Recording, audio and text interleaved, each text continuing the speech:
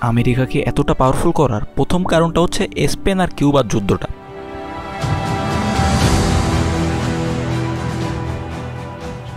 আমরা যারা ইতিহাস সম্পর্কে একটু একটু জানি তারা হয়তো শুনেছি যে প্রায় 100 বছর ধরে স্পেনের অধীনে ছিল কিউবা। ব্রিটিশরা আমাদের উপর যেমন জুলুম করছে, ভারতবর্ষের উপর যেমন অত্যাচার চালিয়েছে, সেই সময়টায় ঠিক সেম কাহিনীটা হচ্ছিল স্পেন আর কিউবার মধ্যে। স্প্যানিশ সাম্রাজ্য কিউবার মানুষজনদের এতটা নির্যাতন করত, যেমন তাদের উপর অনেক অনেক কর বসানো হয়েছিল, তাদেরকে দিয়ে জুলুম করায় চাষাবাদ করানো হইতো, তাদের ন্যায্য মজুরি দেওয়া হইতো না। আর এই অন্যায়ের বিরুদ্ধে যে কথা বলতে আসতো তাকে স্প্যানিশ সাম্রাজ্য অমানবিক নির্যাতন করত, এবং এইটা বেশি দিন সহ্য করতে পারে না কিউবার মানুষজন, যার জন্য 1773 সালে এসে কিউবার মানুষজন স্বাধীনতার ডাক দেয়। কিন্তু এই যুদ্ধ করার পরেও কিউবার তেমন কোনো লাভটা হয় না, কারণ স্প্যানিশ সাম্রাজ্যের সাথে যুদ্ধ করে টিকে থাকার ক্ষমতা কিউবার তখন ছিল না।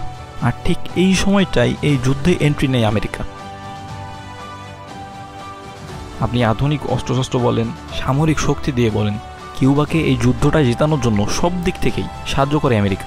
প্রায় 3 বছর ধরে এই যুদ্ধটা হয় এবং দেখা যায় শেষমেশ আমেরিকার সহায়তায় কিউবা দেশটা স্বাধীন হয়। অনেকেই তখন মনে করে যে কিউবার স্বর্ণখনি গুয়াম কুয়েতের জন্য আমেরিকা কিউবাকে সাহায্য করেছে, যেটা প্রায় 10 বছরের মধ্যে সত্য প্রমাণিত হয়। 10 বছরের মধ্যে আমরা দেখতে পারি কিউবার প্রাকৃতিক সম্পদে ভরপুর যে জায়গাগুলো, ফিলিপিন, গুয়াম, কুয়েত, যুদ্ধে সাহায্য করার জন্য এই 3টা অঞ্চলের দখল নেয় আমেরিকা। শুধুমাত্র এই 3টা অঞ্চল আমেরিকাকে ওই সময় এতটা শক্তিশালী বানায়, যেটা আমেরিকার আজকের গোল্ড রিজার্ভের দিকে তাকালে আপনি বুঝতে পারবেন।